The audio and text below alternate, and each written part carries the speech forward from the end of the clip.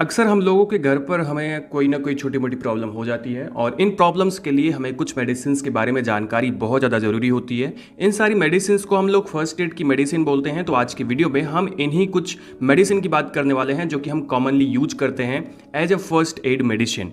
दोस्तों, ये सारी मेडिसिन जो मैं आपको बताने वाला हूँ, ये सारी मेडिसिन आप 1, 2 या 3 बार यूज कर सकते हैं, पर अगर आप उसमें सही नहीं होते हैं तब आप अपने डॉक्टर से जाकर ज़रूर संपर्क करें। कुछ ऐसी कॉमन प्रॉब्लम्स क्या क्या हो सकती हैं आपको अपने घर पे, तो फीवर हो सकता है, पेन हो सकता है बॉडी में या फिर सर में, उसके बाद वोमिटिंग भी हो सकती है, उल्टी हो सकती है, कब्ज हो सकती है, कॉन्स्टिपेशन जिसको बोलते हैं, या फिर लूज मोशन या डायरिया की शिकायत आ सकती है, या फिर कभी कभी आपको गैस बन सकती है या पेट में जलन हो सकती है। इसी के साथ साथ में आपको एलर्जी की भी समस्या हो जाती है। आप कोई भी चीज़ ऐसे छू लेते हैं या आपको डस्ट लग जाती है तो आपको एलर्जी हो जाती है। तो ये सारी ऐसी कॉमन प्रॉब्लम्स हैं। तो चलिए सबसे पहले हम शुरुआत कर लेते हैं फीवर की।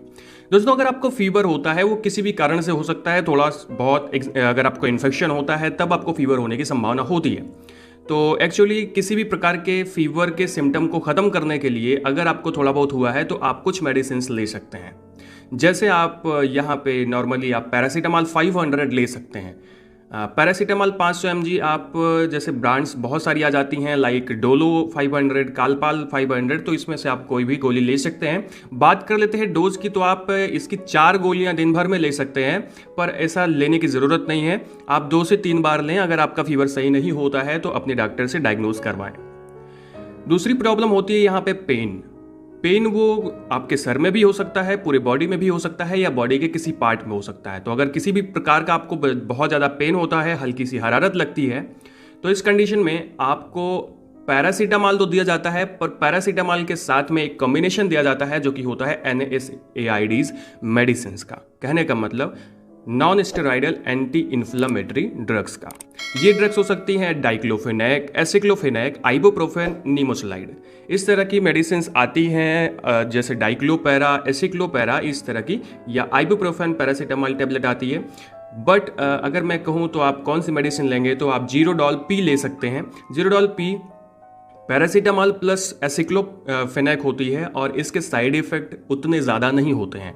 एक्चुअली जब भी आप NSAIDs लेते हैं तो साइड इफेक्ट तो होते हैं, पर एसिक्लोफेनेक के बहुत ज़्यादा कम होते हैं। तो आप जीरोडॉल पी ले सकते हैं। अगर बात करें इसके डोज की, तो दोस्तों यहाँ पे ये आप दिन भर में 2 या 3 गोली ले सकते हैं, पर आप सुबह और शाम ही लें। और अगर आप सही नहीं होते हैं तब आपको पता है कि आपको क्या करना है।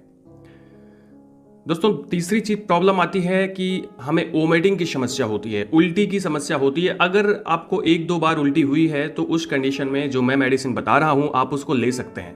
यहाँ पे 2 मेडिसिन ऐसी हैं, जैसे डोमपेरिडोन ले सकते हैं या ओल्डेसेट्रॉन ले सकते हैं। ओल्डेसेट्रॉन, डोमपेरिडोन दोनों में से एक ही गोली लेनी है, दोनों नहीं लेनी है। अब इसका ब्रांड आता है वोमिकाइंड 4 mg आता है। आप बिल्कुल इसको ले सकते हैं। अगर इसकी डोज की बात करें तो आप 1 या 2 बार ले सकते हैं।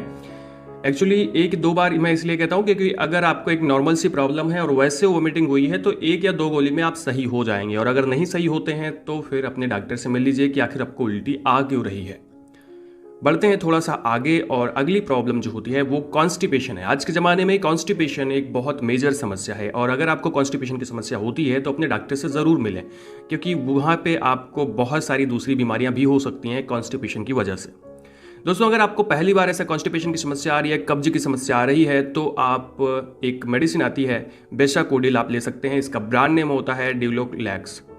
एक्चुअली ड्यूलोलैक्स नहीं है, ड्यूलकोलैक्स है। तो ये मेडिसिन आप ले सकते हैं। इसे आपको गर्म पानी या गुनगुने पानी के साथ 1 टेबलेट लेनी है।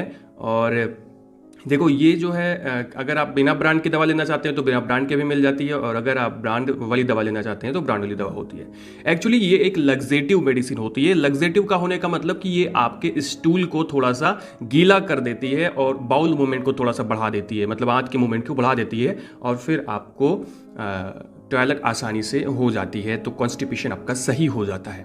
तो ये मेडिसिन आप ले सकते हैं, और अगर इतने में नहीं सही होता है तो अपने डॉक्टर से संपर्क कर लें।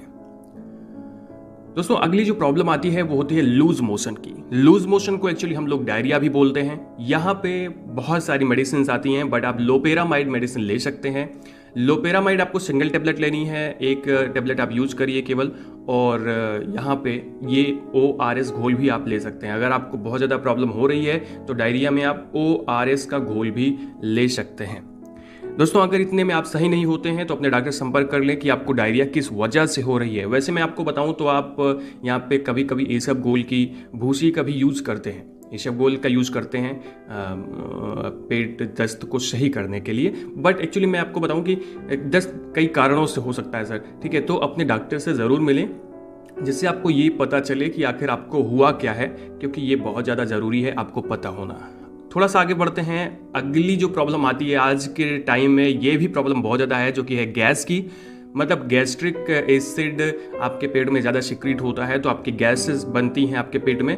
तो ऐसे कंडीशन में हम लोग बहुत सारे एंटासिड लेते हैं। अब आपको बताएं तो एंटासिड आप ले सकते हैं रेंटिडीन, जो कि रेंटेक के नाम से आता है, 150 mg, जेंटेक के नाम से भी आता है, ठीक है। और पेंटोप्राजोल मेडिसिन आती है। ऐसे बहुत सारी मेडिसिन आती हैं जो कि गैस के लिए होती हैं, बट ये दोनों मेडिसिन आप ले सकते हैं। दोनों में से एक ही मेडिसिन आपको लेनी है। और आपको बता दें कि ये दोनों मेडिसिन आपको खाना खाने के आधे से 1 घंटे पहले लेनी है। मतलब कुल मिला के आपको ये एंटासिड्स खाली पेट लेने होते हैं, ठीक है।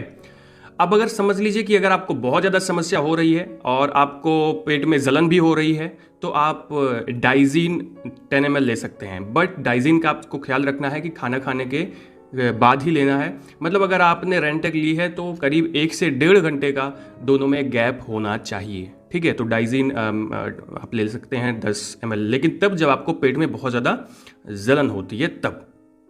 थोड़ा सा आगे बढ़ते हैं और अगली प्रॉब्लम है एलर्जी की। देखो, एलर्जी हमें कब होती है?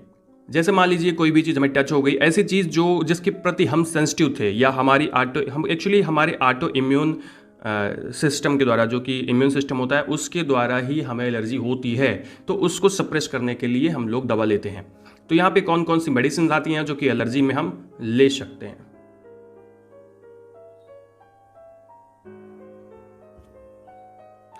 तो यहाँ पे जो मेडिसिन आती है वो है सिट्रिजिन 10 mg आती है और एबिल 25 आती है, ठीक है। एबिल 25 को बहुत कॉमन मेडिसिन है जो कि है फेनरामिन मेलिएट, ठीक है। और इसको हम लोग अक्सर, आपको पता होगा, जब हम छोटे होते थे तो कहते थे कि चलो एक एबिल ला के खिला दो। तो आपको पता होगा ये मेडिसिन आप 2 बार ले सकते हो दिन में। अगर आपको ठीक नहीं होते हैं आप, तो आप अपने डॉक्टर से ज़रूर मिल लीजिए, क्योंकि एलर्जी कभी कभी गंभीर भी हो सकती है। तो ये सारी ऐसे मेडिसिन थी जो कि आपके घर पे होनी चाहिए, जो कि फर्स्ट एड मेडिसिन है। और ये मेडिसिन अगर आप अपने घर पे रखते हैं तो छोटी मोटी बीमारियों से आप ग्रसित नहीं होंगे, आप बिल्कुल ठीक हो जाएंगे, आपको बहुत ज़्यादा प्रॉब्लम नहीं आने वाली है। दोस्तों, ये वीडियो आपको इन्फॉर्मेटिव लगा हो तो वीडियो को लाइक कर दीजिएगा, दोस्तों के साथ शेयर कर दीजिएगा अपने, और हमें इंस्टाग्राम पर फॉलो कर लीजिएगा। और अगर चैनल को अभी सब्सक्राइब नहीं किया है तो हमारे चैनल को भी सब्सक्राइब कर लीजिएगा। इस तरह के वीडियोज़ आपको देखने को मिलते रहते हैं।